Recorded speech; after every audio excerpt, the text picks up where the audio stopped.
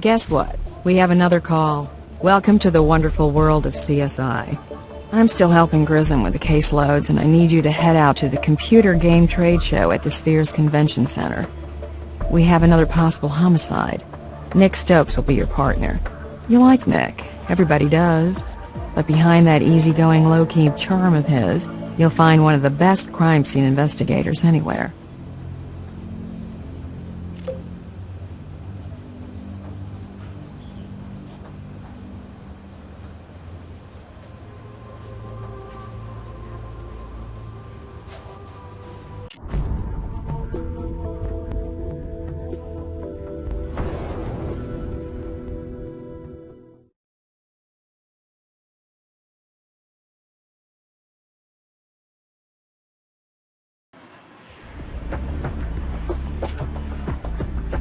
Hey, I'm Nick.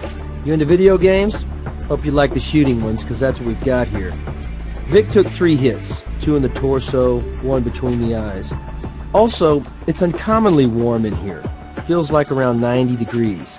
Not normal for a showroom floor with electronics. So, let's see what we can learn.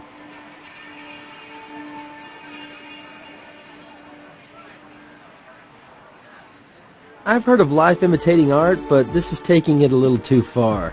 Can't be a coincidence that our Vic's body was found in the same posture as the guy on the poster.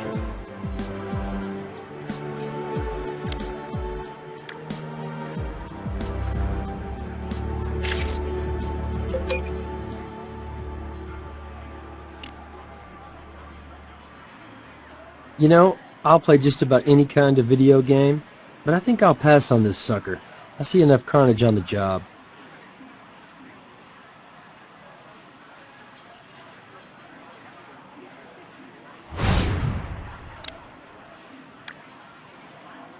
Hey, you got gamer's eyes yourself. A stray bullet could have a lot to say to us about exactly what went down here.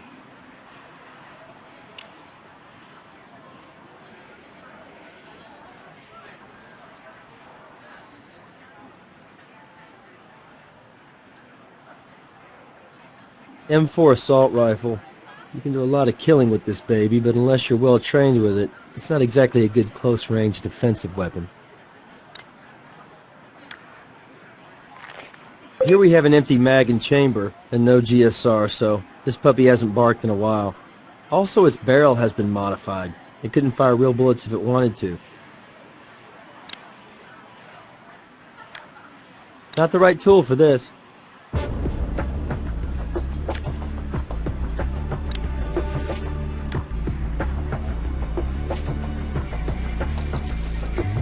Sweet.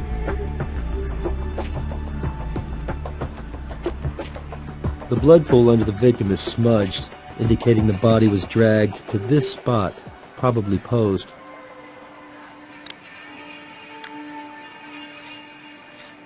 This needs attention ASAP. Let's use the mobile analysis unit. I'm not a medical examiner, but this looks like a handgun shot at close range. You should check for gunshot residue to be sure, but I'll bet you already knew that. From now on, I'll put any GSR samples we recover in a place where we can both access it.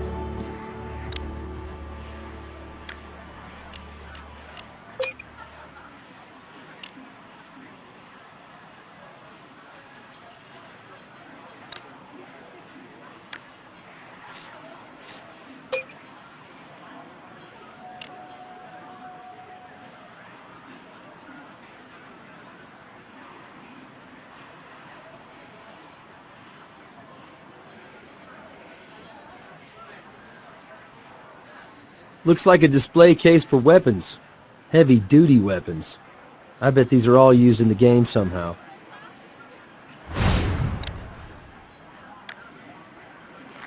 .45 automatic. This could be our murder weapon. Someone could have shot our Vic to place the gun back in the display.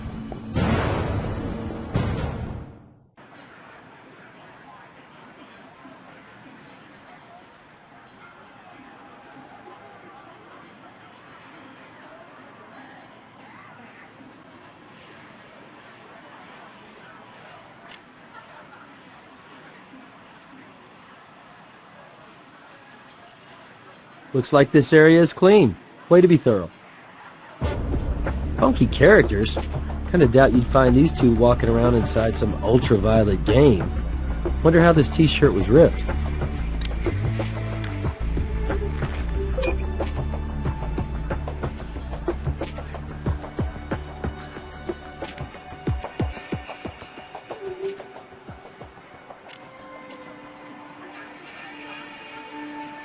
Looks like this area is clean. Way to be thorough.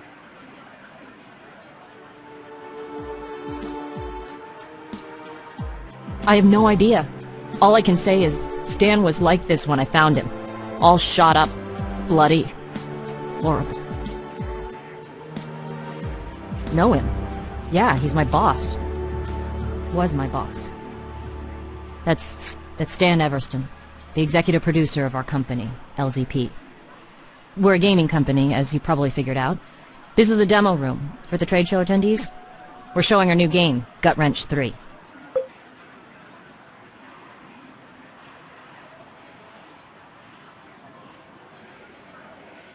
Marketing director is the title. But the truth is, I'm kind of a jack of all trades.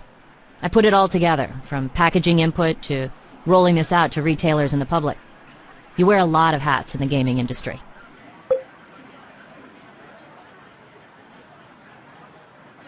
Well, last night, we set the booth up together. Or anyway, until I got burned out and was past the point of productivity. I bailed around 10:30. I should have gone back to my hotel and into the jacuzzi and then bed. But hey, one of the perks of doing a trade show in Vegas is Vegas, right? Lots of big parties hosted by the game companies. By the time I got back to the hotel, oh, God, it must have been way after midnight. Maybe, let me think, 2:15? Sure, Andy Penmore, the lead programmer. Well, the video game industry is inherently unusual. So that's a tougher one than it sounds. The ego, the testosterone in this little demo chamber. Could have sliced it and sold it for bacon. Stan didn't like to argue with Andy. Andy's too smart, got a wit and edge that'll cut you. Which is why Stan takes it out on me, usually. I mean, took it out on me. Maybe in the room he and Stan are sharing? They were sharing. Damn, this is gonna be hard to get used to.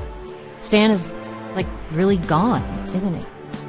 Gonna take some time to process that. But yeah, you should try his hotel room. We're here to showcase Gut Wrench 3. You come to these trade shows hoping to generate some major buzz in the gaming press. A game is a product. Like a candy bar you want to convince customers to take a bite out of. Actually, it's more than that. You want them to crave that candy, right? So we're showing retailers what we've come up with in a setting where they can get lost in the game. I spent 6 months on the pre-hype, and with a top-selling, established game franchise, hey, the next Gut Wrench is the most anticipated title in years.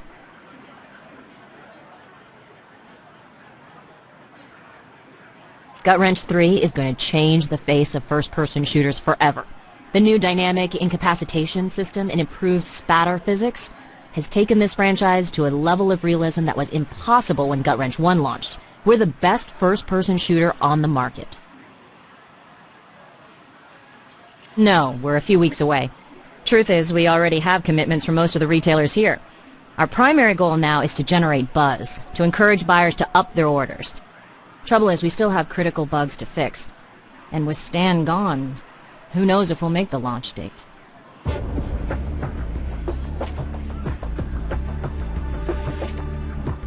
I have no idea. It's not supposed to be this hot. Maybe somebody played with our AC setting. It's not one of ours. Our ex-designer was wearing a shirt like that yesterday. Hey, I don't do wardrobe. I'm marketing. No idea. Craig Landers. Used to work with us. Brilliant guy. He created the Fuzzy and Bill franchise for LZP. He's a little odd, but it's not really unusual for those creative types. You don't get into this business because you're normal. Honestly, I have no idea. He left before I was hired. No clue. If I had to guess, I'd say he's probably down on the show floor, trying to score free t-shirts or pictures with the booth babes. Sure, I know that'll help rule me out as a suspect. We'd like to do a gunshot residue test as well. It's standard in all gun-related investigations. Sure.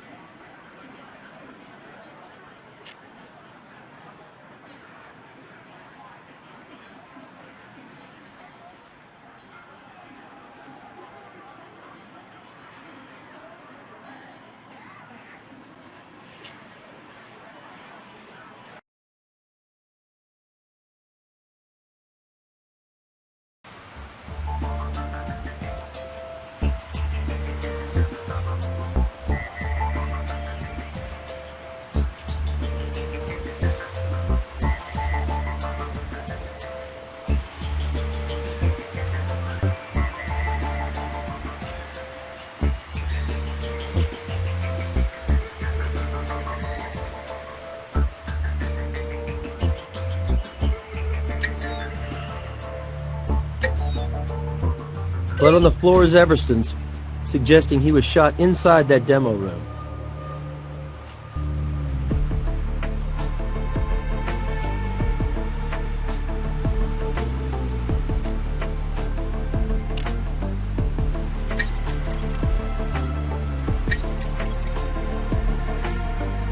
Hello!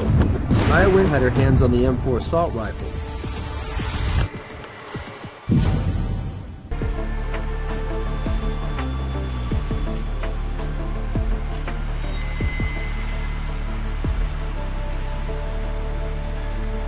We've done all we can do with that item.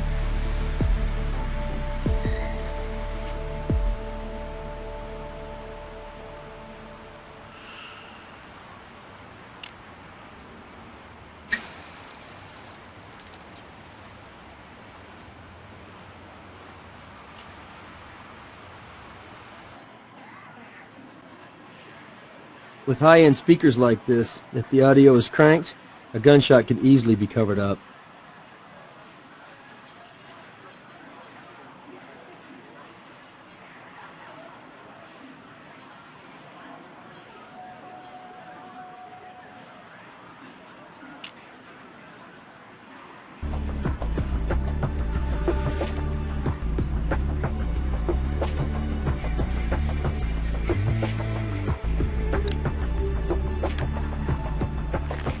Yep, the ID confirms this is Stan Everston.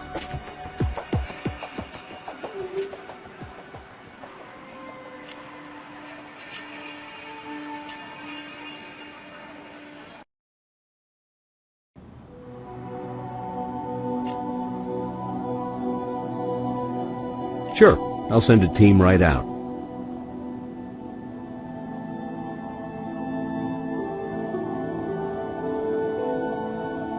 I would put it between 1 and 2:30 a.m.